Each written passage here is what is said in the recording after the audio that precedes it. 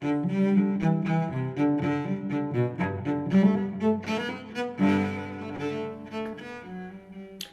a quick word before you folks revolutionize the teaching of social studies. Now, we know an online conference isn't quite the same as seeing each other in person.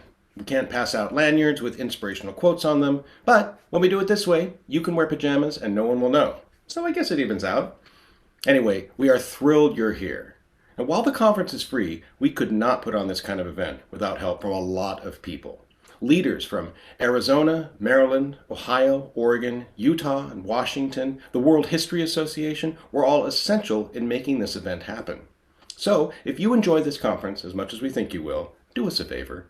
Take a moment to join your local state council for the social studies. Join the WHA. It isn't much, but it makes a huge difference. Check out our contributors page for details.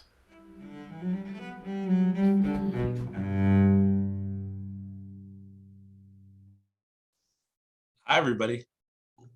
It is the second day of the second ever OER conference for Social Studies, and today's second live track discussion is coming up in a second. This discussion will tackle assessing historical thinking, as in assessing how well your students are developing their historical thinking skills. But perhaps more importantly, how can we assess our own teaching practice and know that we've truly helped students think like historians? What makes history usable to our students? Moderating this discussion, we have Brad Fogo. Brad is an associate professor of teacher education at San Francisco State University, focusing on curriculum and instruction courses for history and social studies teachers. He researches instructional practice, teacher learning, and inquiry-based history social studies curricula. Dr. Fogo played a primary role in developing the Reading Like a Historian curriculum with the Stanford History Education Group. He also worked for 10 years as a middle school history teacher in California and Chicago. Joining Brad are Ani Lintvedt and Pete Lapre. Ani has been teaching all kinds of history for over 30 years. She is partial to social history, world history, and interdisciplinary history. She worked with AP World since it started in many capacities. Oh, and we love the work she does with the OER project, where she's been with us since the pilot year of the World History Project. She has contributed numerous articles and papers in her discipline to various publications and is a true veteran educator. Pete has taught social studies at Park East High School in East Harlem, New York for the past 12 years. He has extensive experience designing curricula and providing feedback for organizations such as New York City's Department of Education, the Museum of the City of New York, and other cultural institutions. Like Ani, he is one of the first teachers to test out and offer feedback on our World History Project course. You three are amazing, and we are really lucky to have you. Without further ado, the floor is yours. Thank you, Jason. So nice to be here this afternoon, perhaps evening or morning, wherever you happen to be zooming in from. I'm thrilled to be here with Ani and Pete to be discussing assessing historical thinking and using these 5 excellent track talks as our texts, if you will, to be getting into both historical thinking and some issues involved with assessing it. And I guess we'll just begin here, given the fact that this session is called Assessing Historical Thinking, defining some terms here, and just in terms of what does it mean to think like a historian or teach students how to do history, and what facets of historical thinking are evident in the track talks that we have all watched here. Ani, do you want to get us started here this afternoon? Sure. Hi, everyone. Yeah, I think that when we talk about literacy in history, as far as I'm concerned, and I think a lot of what the track talks did in this and in other tracks, is history literacy is being able to put an event in context, because otherwise it just exists out there floating in space as a factoid. If you can't put it in context, you're not making history out of it. And I guess from a pre-session chat that the 3 of us had, I think Pete threw out the phrase, the past is a foreign country. They do things differently there. And I actually looked up where that came from because I didn't know where it was either.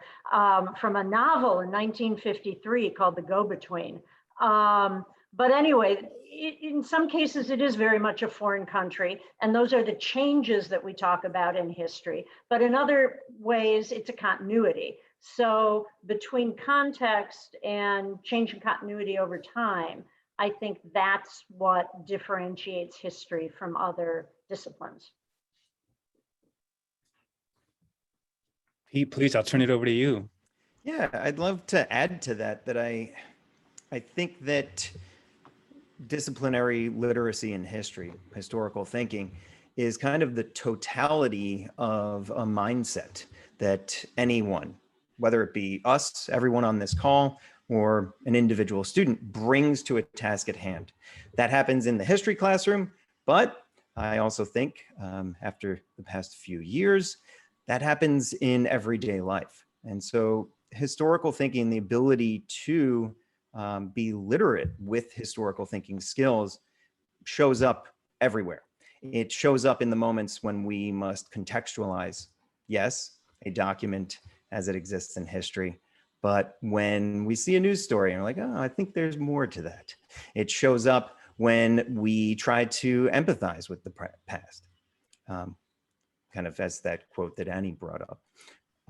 And I think if we are to build our students as historical thinkers, we are really not only giving them skills that are completely essential to the history classroom, but also navigating the world around them.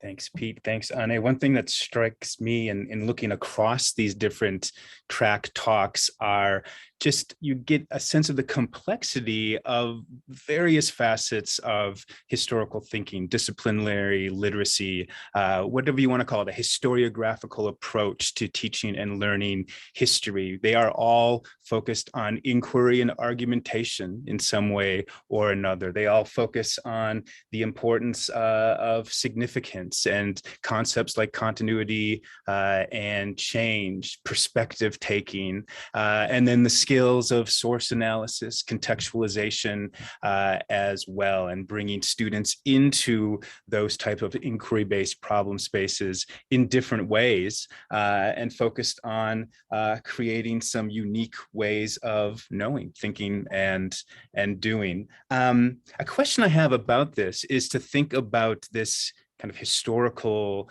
disciplinary space that we're in, and across these talks as well, and think about how historical thinking might relate to our present moment, to more current events right now. So much going on in the world, the pandemic that continues to rage, calls for social justice versus legislation limiting voting rights. How does historical thinking, disciplinary literacy help us support our students to navigate the present? Where is it evident in some of these talks as well? Pete, what do you think of that? I'm such an historical thinking nerd. I have too many thoughts about this, so I'll try and try to limit it. You know, one of my favorite anecdotes is that we can find historical incidents of fake news, of all things, for example, everywhere. As long as you know, humans have been around, there have been examples of fake news. And I think that it's the same skill of looking in those moments in history that we can imbue kind of the current moments with meaning. I think there a lot of focus on the talks were on this sense, and you just used this word, authentic, right? That we're asking students to engage with kind of the meaningful. I think Shane's example of fallen soldiers and students unearthing those histories is a very poignant example of that. And so if we are able to create these moments in which students get to interact with history, then I think in these authentic ways, they're going to be more empowered to do it in the present. And I think this set of talks really did a fabulous job looking at personal, local, regional connections. So, you know, your talk with Polly Murray just dove right into a topic that students already are at least marginally familiar with, but let them ask the questions and let them do the explorations and take where they started and then see how they move as they learn more and interact with the evidence that they have. And which is what Shane's did as well, which is give you something, here's a person who lived in our little town in Maine, because all towns are little in Maine, as far as I know. Sorry, Mainers.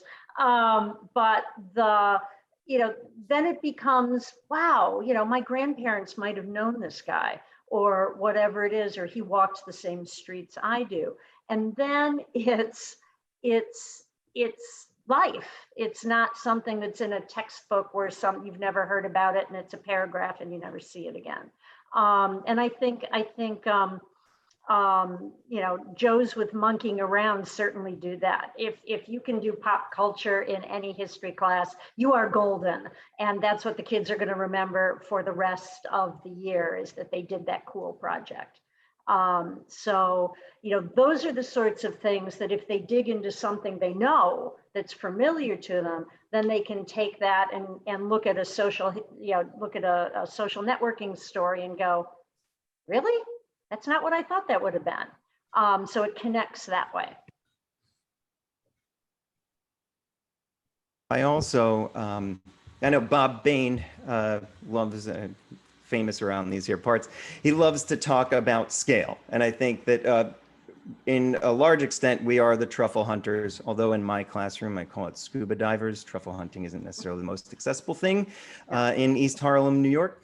But to scale up a little bit, I think to also answer the question is what we can learn from historiography, right? History is incomplete.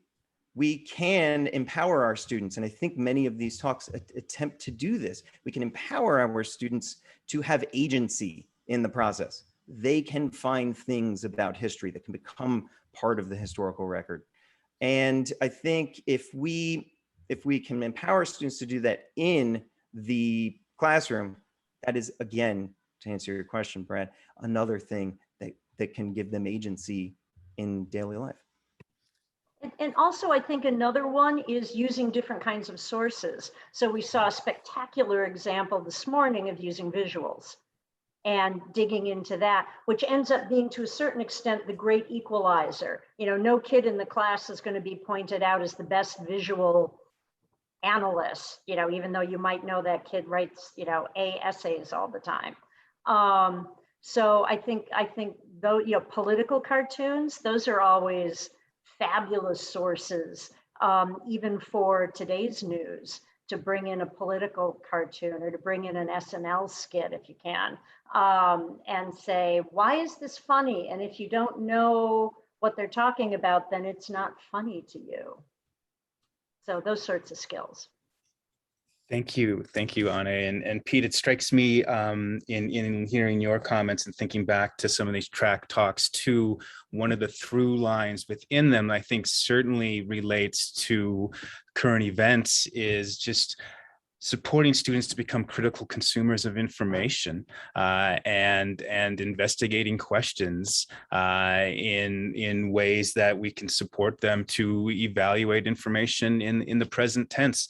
And something else that didn't highlight earlier when we're thinking about historical thinking, but certainly comes throughout, is also the notion of empathy and how it relates to some other historical thinking skills, and how we can think about trying to relate to the lived experiences of others, whether that's in a historical problem space or in current events as well. And not only trying to empathize and appreciate the lived experiences of others, but then also perhaps thinking about what are the limits to doing that in a historical space and in a contemporary space as well. One of the series of year-long questions that I often work with my students in some teacher education classes is a series of questions that goes something like, how do we know what happened in the past? How do we know what's happening in the present? And how might we know what will happen in the future? And those kind of questions, I think you can see different entry points and connective tissues from historical periods to the present, but you can also see elements throughout these talks that could certainly relate to that kind of series of questions. There's a term that's been bouncing around for a while, but you know, those questions as sort of through lines. And I ran one starting 2019, 2020, and then I tried to run it as much as we got anything accomplished that we thought we were going to last year. But I ran the question of who does the work. And I had lots of ulterior motives for doing it, of course, but that, and I'm trained as a social historian, so that made me happy as I was prepping documents and classes and questions and things like that. But what it did was it allowed you to give that question to the kids, and then, you know, as an icebreaker in the morning. So, you know, whatever you read, who does the work? And they're like, book didn't say anything. I'm like, huh, how about that? Do you think nobody did the work? You know, and so you can, speaking of historiography, you know, who writes the history and who is the intended audience. But who does the work is awesome in world history, because it's always some sort of forced labor. Someone can jump right in and tell me if they've ever heard of a society that didn't use some type of forced labor. But between, labor taxes and military taxes, cue Mulan, it's everywhere. And then when you get to the 16th, 17th, 18th century and start talking about the Atlantic slave trade, it doesn't come out of nowhere. And so that was actually my long through line on that, was to get to that point. And it worked pretty well, because by the time we got to the 17th and 18th century, they're like, oh yeah, we got that. Somebody's going to find someone to do forced labor. Thanks, Anne. I love your analogs and the connections you make to students' lives. Thinking to your track talk on source analysis and supporting students to source analysis, and using that initial entry point of thinking about the math tests and walking students through how they are sourcing information all the time. The parking or the parking and the analog. Learning to drive, yeah. Well. Yeah, good stuff. And again, connecting to, that's one of the themes of thinking about getting students connected to contemporary events, connecting to their lives as well, and the role of relevance in historical thinking skills. I want to shift a little bit here. So part of this, I think, relates to creating problem spaces for students. And it's kind of another through line that we see through these track talks, that they all in one way or another focused on inquiry-based place-based students to be working and to develop critical historical thinking skills. At the same time, this is, Pete, kind of your holistic space where you're bringing students into and certainly Shane and Joe's space as well, of getting them into thinking about fallen historical World War II soldiers and the monkeys. At the same time, we've got some great examples here of really specific scaffolds and instructional strategies for supporting students to engage in particular forms of historical thinking. For me, I see kind of the relationship between the two of them, but it's curious to think, and Pete, you really draw it out in your talk, to think about what that relationship is between balancing more holistic strategies to create these kind of problem-based spaces for students to be working with? And then within those spaces, where's the role of scaffolding and some direct instructional activities as well for supporting students within those problem spaces? Where do you see in these talks and in your own work some of either the balance between those two, or maybe the tensions between them as well? I really like your use of the word tension there. And I think as, I mean, there are a million metaphors for being a teacher, right? We could be, guiding a ship or whatever. I think part of the struggle of the history classroom in particular is to know when to focus on the skill in kind of the most almost granular way, to isolate it, assess it, but then also to kind of make it all happen together.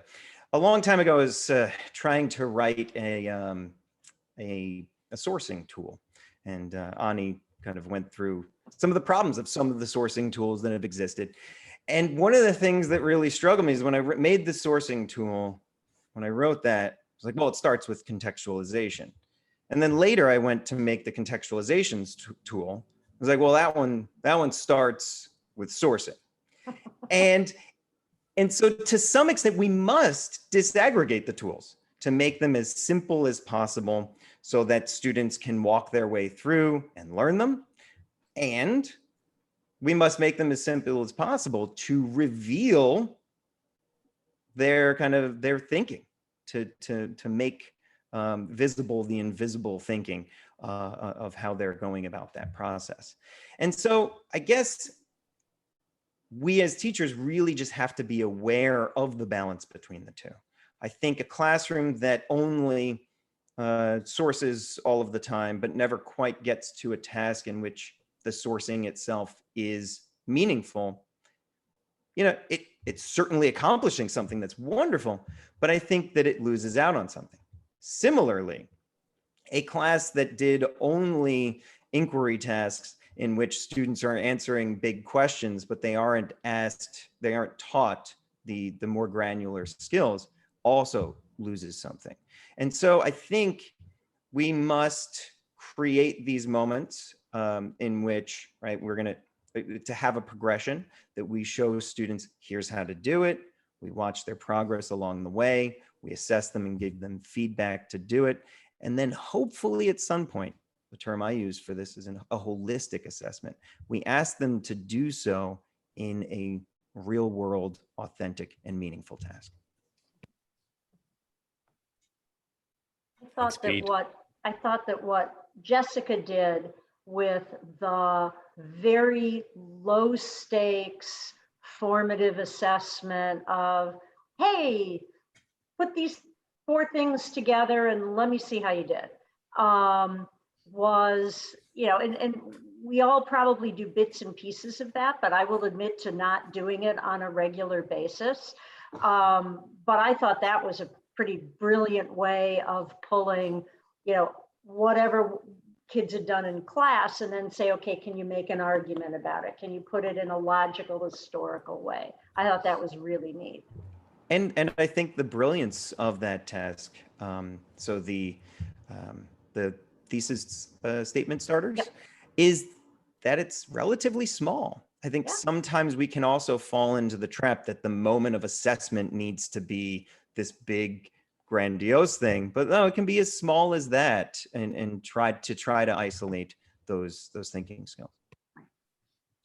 We think in some of the work that I've done with the Stanford History Education Group and developing Reading Like a Historian lessons that try to get at similarly creating a problem space where students are working within and then thinking about, and this will be, I think, a transition into thinking about some assessment, where are the opportunities to really focus on supporting students and monitoring student thinking in terms of engaging in the historical types of thinking that are going to support them to navigate that problem space and evaluate the information in it. And what I get excited about, like kind of the nerdy teacher educator gets really excited about, is to think about designing these problem spaces and then anticipating where are the opportunities for mini lessons, for example, or the tools to help support students navigate an inquiry space.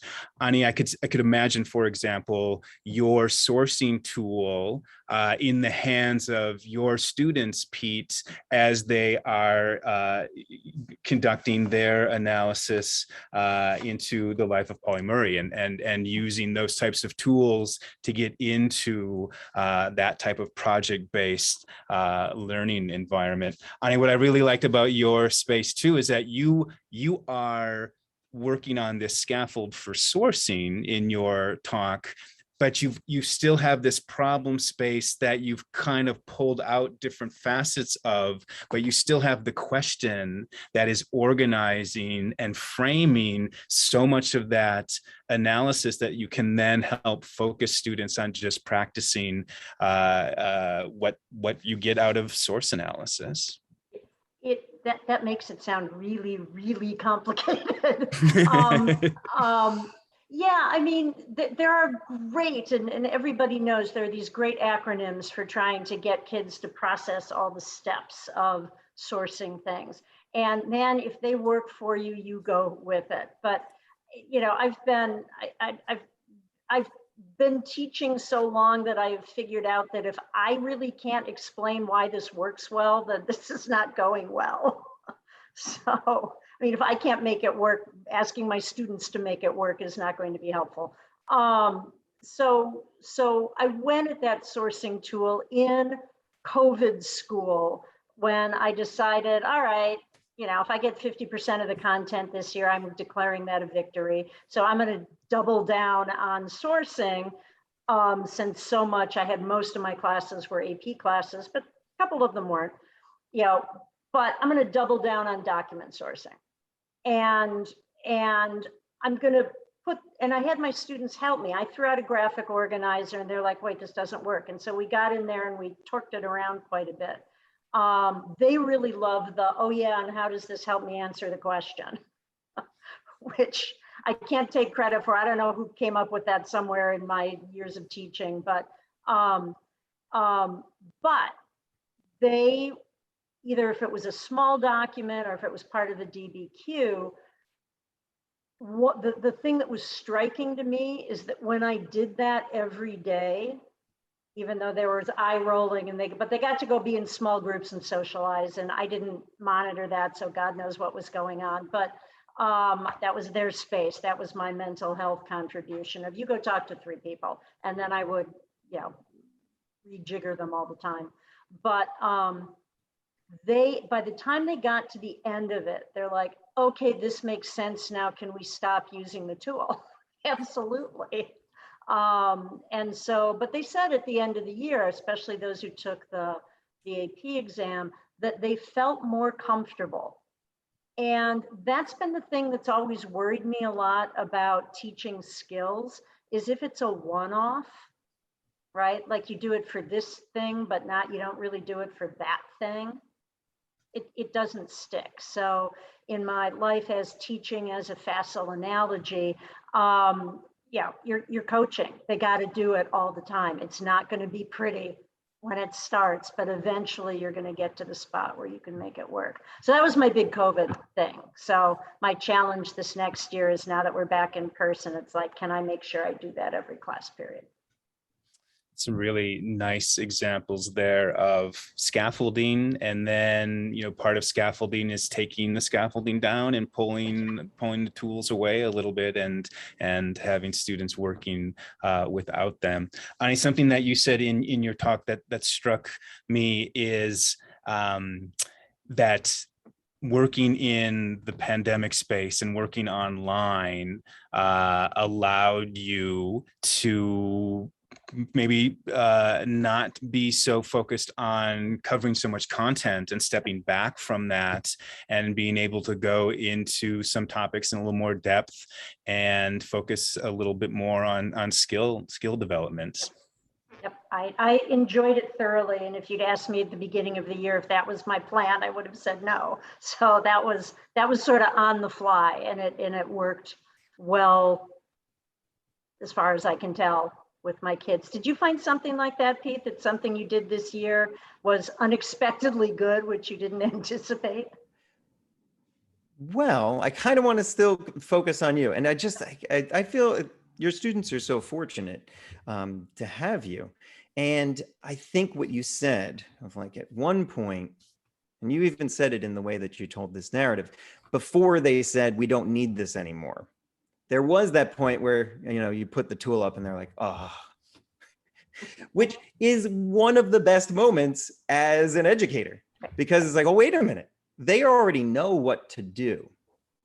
And I think that sometimes when we get caught in this trap of skills versus content, and you know, I think a lot of us did feel that the pandemic and it made it as almost a safer setting to cut some content.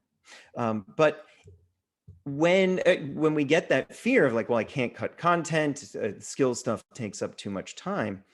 I think what you said about the repetition of the task, well, at a time it becomes actually the most efficient type of lesson, I imagine. And it's, you mentioned all of the different sources where you can kind of like source mine and DVQ mine. It's a little bit, it lightens some of the task and gives some clarity to your own instruction. But if students know what is expected of them just because they've done it before, I have to think they're going to get the content maybe even more quickly. And I'm wondering if you kind of felt that. Yeah, I mean, especially, so there was a point previously where I said that something about the students' confidence level. I think a big part of why students have so much trouble sourcing documents is they're faced with something that's 500 years old and they're like, I have no idea. I'm like, yes, you do. We've been doing this all. I don't have any idea how to do this. So part of the scaffolding is, oh my God, we know how to do this. Lintvet's been making us do it all year. And so it gave them the confidence to deploy what they actually knew how to do and say, yeah, I got this, which was huge. Great.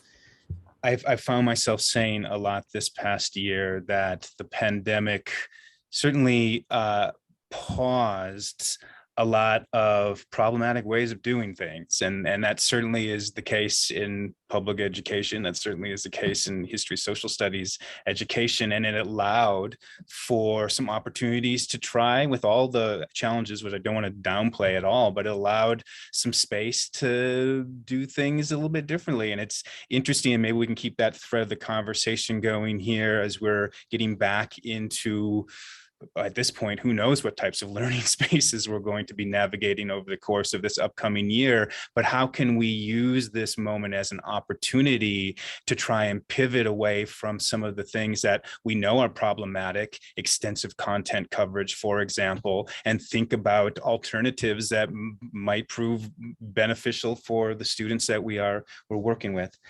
I want to pivot because we've kind of danced around a little bit the notion of assessment without really taking it on directly, and it is in the title of our talk here. So let's do a little pivoting to focus on that.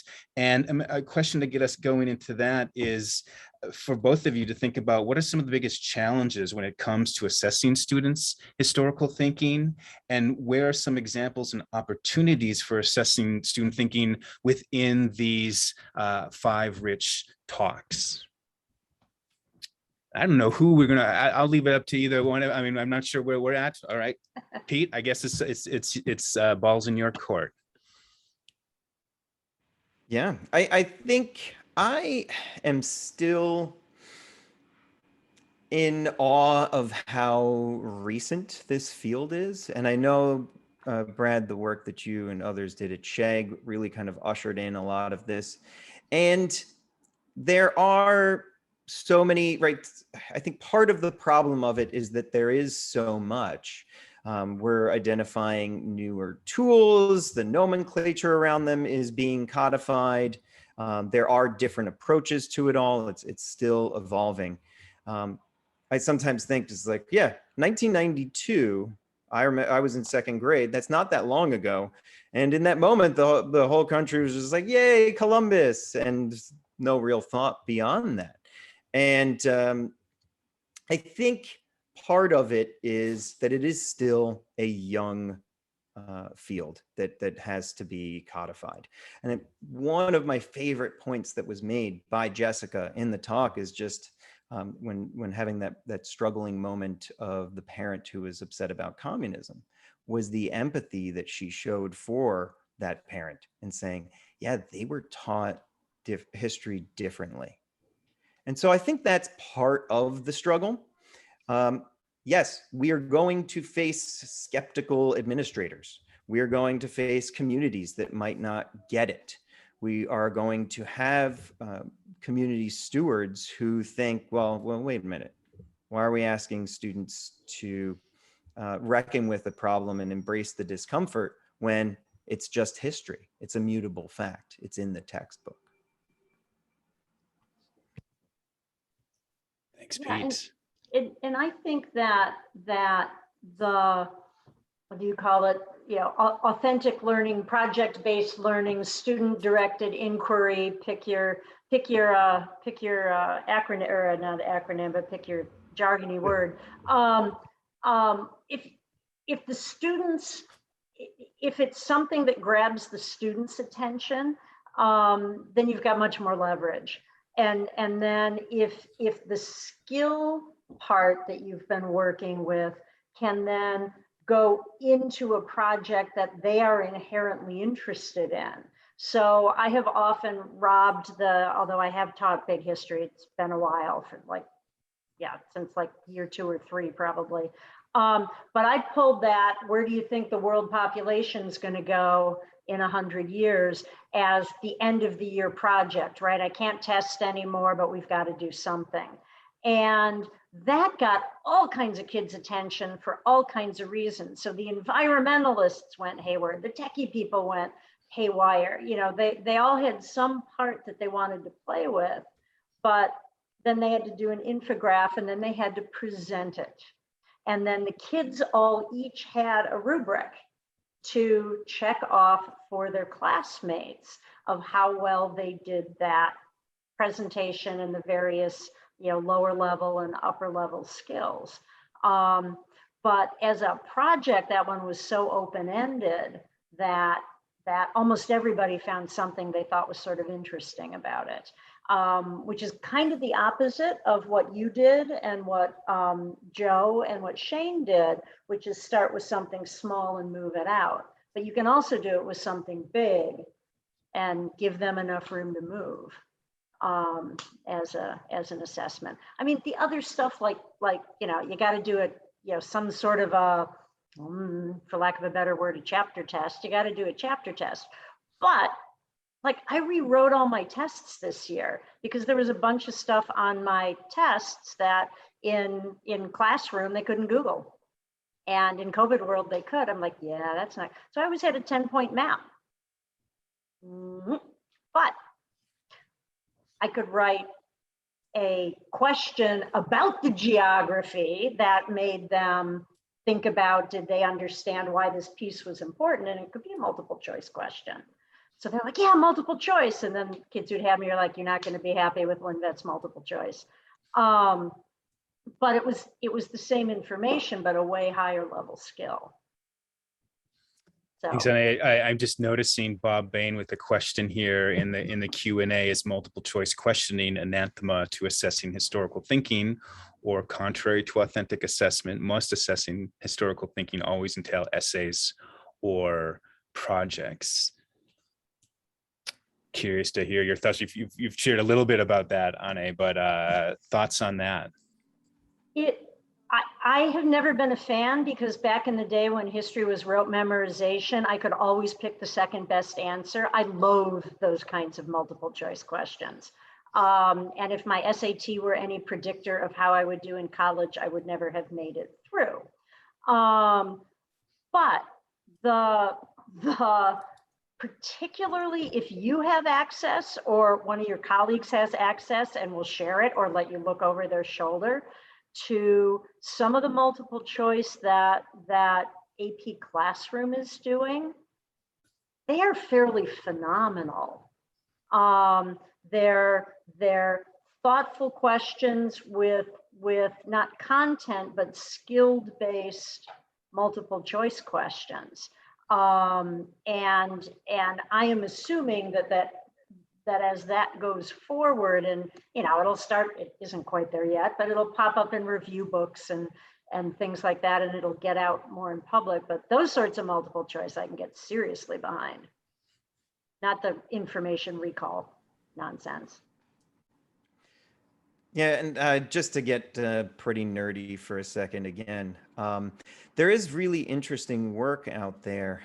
Bruce Van Sledwright, who has a couple of books, and one of them about historical thinking, he's a proponent of weighted multiple choice, which, instead of there being one right answer and a distractor and everything, there are, they're all right, just some are more right than others. And so I think, especially given the different communities in which we're teaching, there are some expectations that multiple choice might be there. I think that there are better ways of doing them, as Ani pointed out. And if anybody wants to check out Bruce Van Sledwright, I think that's a good place to go. But I also, the other part in Bob's question there was about, does it have to be essays? And I think, as referenced earlier, Jessica's idea that, these can be, that the formative assessment is really the place that where we want to hammer down, and to be able to, I think that's one example. Ani, your sourcing tool makes students thinking visible. You can look across and you can tell whether or not they get it. I do wonder, I don't know, have you paired that with a rubric at all? Or can we? I've paired it with DBQs of either a whole thing or, modified DBQs. I'm like, here, and sometimes it's, it was the group work. It was, here, you guys, here's a, 4 document question in a DBQ, use this to work it out. And then once you're happy, each of you are going to write maybe just the intro or maybe the whole thing.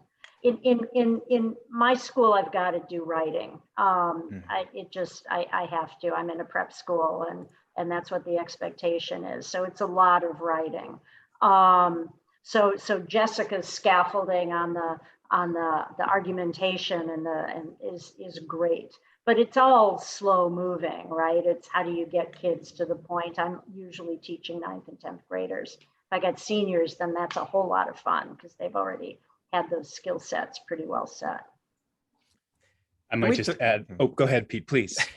Well, you started to say I might just add. I was going to be like, Brad, I really want to hear your thoughts on this. So, well, I might add a plug for my colleagues at the Stanford History Education Group, and a resource that Shane mentions in his talk is the Beyond the Bubble assessments, and just what you can see in student thinking from short constructed responses. And I found during my time with my work with Sheg and RLH, lessons of coming back to constructing a paragraph, not needing to necessarily write an essay or create a project. Just how rich a paragraph can be in a focused, constructed response. It makes me also think of a question that I often pose to my students, a very deceptively simple sounding question, yet one that is kind of rocket science in some regard, is how do you elicit and respond to student thinking? And how do you do that for groups of 35 students at a time, collectively and individually? There's a lot in these track talks that get at the complex set of variables in that question in terms of engagement and relevance and tools and tasks. and different ways that student thinking is being elicited across these talks. And Pete, you mentioned, and Jessica brings it on specifically in her video on the argumentation tool. I'm going to shift into another question here, just in terms of formative assessment. And I think as we see across these talks, formative assessment can take all sorts of different forms in classrooms, and that you can see historical thinking across various formative assessments. And formative assessment, as distinct from summative, is a process of formally or informally collecting evidence of student learning in relation to some clear learning objectives. And part of the process involves then informing and adjusting some of your curriculum and instruction in response to what you're learning about your students. You've both mentioned types of formative assessments in our talk so far, but I'm wondering if we might be able to focus a little bit more on that. Where are some examples of formative assessments in these track talks? And then one other question I'm curious to know from you two, in terms of what are some examples of you in kind of a formative way changing up some of your curriculum and instruction, either in real time or coming back, next class period and doing something differently, making an instructional adjustment based on how it is you're monitoring student learning. So 2 questions there, really. Where do we see some formative assessment in these talks? And if you could share some examples of you formatively supporting students in developing historical thinking. I'm probably not the one to start. I am not required, shall we say, to do formative assessments, so I don't have that axe over my head. So again, I really found in COVID year that I had to do it. Especially if you've got kids, although most of my kids were live faces, more or less, in their box. Some of them were. And so you had to do some sort of formative assessment to figure out if anything was going on the other side of the wire. And that was another place where kind of graphic organizers or organizing questions helped. Because you could do a bit of work and then either break them up or have them do them individually. Okay, well, given all that, what do you do with this? And then you can structure it almost. Worksheets got such a bad name, but depending on what you're doing, right? Yes, you could do the 1-sentence summary or the headline. So at the end of the class, say, what's the headline you got? If I've got up on the board that, we were looking for the causes of World War I today, what's the headline? And that's your proverbial exit ticket. And it's fast, and it's either, you're going to get something down, but I'm not going to give you a lot of time to do it. And what that'll show me is who's processed this stuff, not who really knows it, but who's faster or slower processing stuff. And then I can go pick that up the next day. And your sourcing tool strikes me as such a promising formative assessment, one that provides you some very quick information about where students are at in regard to a really clearly defined objective. Could you share, and then doing this online too, what would be an example of you using that tool to monitor some student thinking and then providing some kind of in-time feedback for students as you are monitoring their thinking with that particular tool?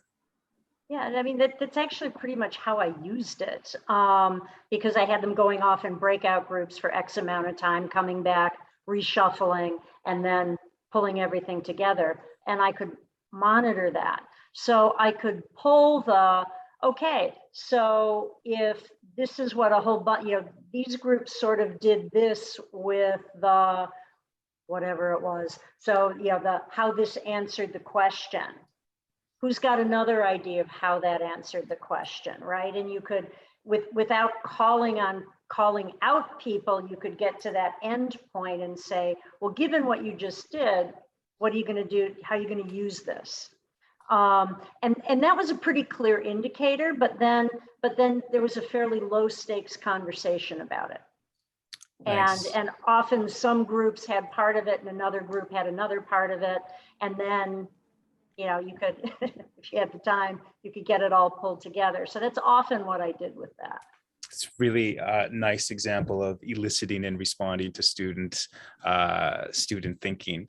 Pete, how about yourself, just in terms of thinking, either in terms of these track talks or within your own projects, an example of formative assessment and maybe providing feedback to students?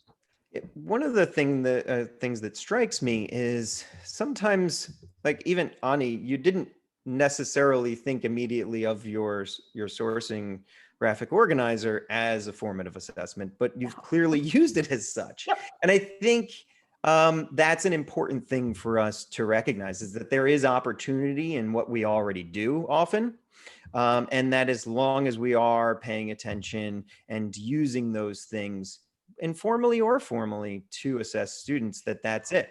I think the fact that you changed up your tool based on student feedback is what it's about. I also think in terms of the other talks, so you have Joe, he didn't talk about having students look at the monkeys through the parents, hippies, and tweens category as an assessment, but that could certainly be one. Do they get it? Are they engaging with the historical empathy and the viewpoint? You know, and I'm sure, you know, rubrics could be developed. I think they are always a helpful thing. But sometimes just in the moment, you kind of, you can understand it and help to push a student. In terms of my lesson, so with Pauli Murray, part of so there's multiple historical thinking skills that I and the co-author, Annie Valk, who's an historian, we're trying to center. But the big one for us was the problem of presentism. And so in the end, it's kind of similar to what Jessica put together with the thesis statements. It's not a large statement that we're asking students to do, but we are asking them to say, hey, with Murray, what pronouns should we utilize? And in that, we can see whether or not they are tending to the problem of presentism. We can see it in their answer. And so when teaching it, when you see that kids aren't tending to a part of it. And of course, I think if a task is complex enough, there are going to be moments where they just aren't. And I think that those are really important and we should embrace them, to go back and reteach and have students teach each other. But if they're looking at it only through the lens of the present, to say, hey, how might Murray feel about that? Are we doing right by Murray and respecting that voice? And vice versa. If we're only looking at it, well, Murray used these pronouns in the course of their life, well, how do we tend to the needs of the present as well? And so I think I think part of it is the task itself, but part of it is that we're looking. And there are always so many different ways of seeing that. Ani mentioned that graphic organizers kind of sometimes seem to get a bad rap these days. I love them because you can see the stuff there. And I'm a huge disciple of Ron Reichert and like his book with others, Making Thinking Visible. That's what worksheets often do. It makes the student thinking visible so we can assess it. So much of that, it makes me think in terms of the empathy component and the presentism, Pete, that you really take on directly in your project, in your talk. When I was watching Joe's talk, it made me wonder about the possibility, and if he were here, I would probably ask him about this in a type of formative assessment, how difficult it is to support students to role play 1968 tweeners, I think they were, parents and hippies, without bringing in a real presentist lens to play those roles? What are both some of the supports that you might bring so students can really think contextually about a time and place if you're going to be doing some role playing, and then wherein lies formative assessment so that you are, really carefully, intentionally monitoring student thinking and understanding so that you might redirect some of that presentist thinking that might creep into activities like that. I think one of the sources that we haven't mentioned, I mean, lots of us know Sheg. Somebody in the chat said, I never heard it called Sheg before. We all just call it Sheg. But you've got that as a tool. The other one that's really interesting, and partly because they have role plays, is Brown University's Choices, which is, if I were teaching US history, which I don't, I might run my whole class through Choices. They've got, I don't know, 90 US topics that cover the whole span. But for world, the one that my colleagues and I use all the time is the one on the Haitian Revolution, which is incredibly complex. But there are role plays and documents and lexiled readings that go in there. And even if you're not going to do a lot of it, you can certainly scoop up some of the methodology there and some of the documents, and certainly it's the same with the Sheg stuff. I know when world history started being taught 20 some years ago, there were no documents anywhere. And those of us who were starting were desperate to find documents. And now, a generation of historians dedicated to this, and you can find, without a lot of hard work, you can find a lot of documents. Yeah, absolutely. And getting back to kind of that carefully curating sets of documents with certain types of objectives in mind, and knowing where you want students to be focusing on different facets of document analysis, and supporting them to do that, and monitoring that work within a problem space. I'd give a little plug to, I think this is in Education Project does a nice job with some of their role plays of really creating characters that you study before you get into a role play, to avoid some possible pitfalls of presentism.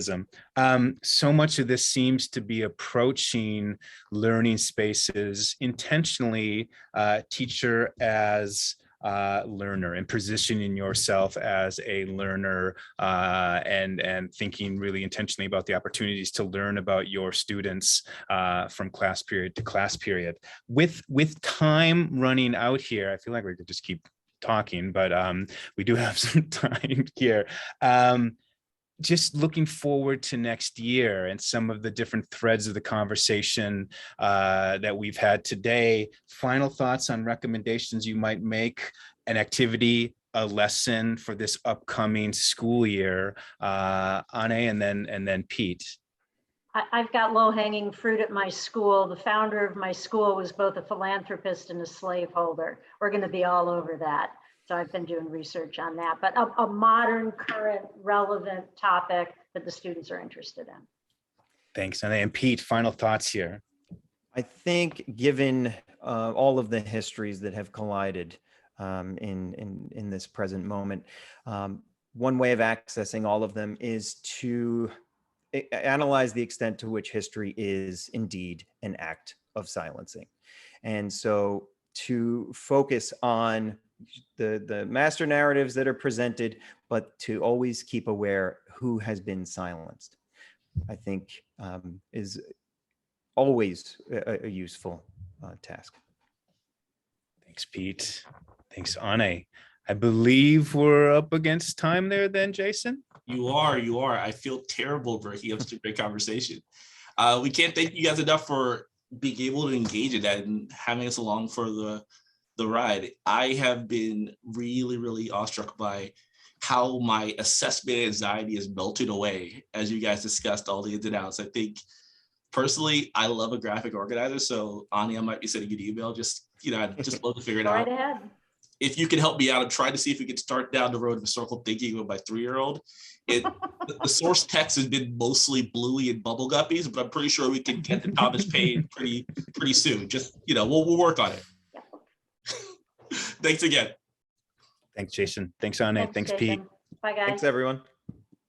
By the way, keep those comments coming in the Zoom chat. I have been checking it out, and I am amazed by how many amazing resources are being shared over and over again throughout each of these sessions. Please keep that coming. We're going to make sure that's posted in our after party for you guys afterwards. Now that the session is over, check out the link in the chat that takes you to the after party discussion thread. When you're in there, feel free to recommend any of the pre-recorded track talks that we've watched for this track. These 10 to 15-minute videos are aligned to our discussion topics and were created by your social studies peers. So check them out if you haven't already.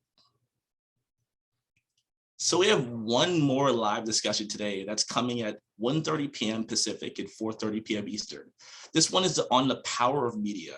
And I think that's something that we might have been thinking a little bit more about over these past few years. While the 2-question Zoom poll you are about to complete may not be your first, there's no reason to not let it be your best. We have 30 minutes until the next live session. I'll see you there. Have a good one, folks.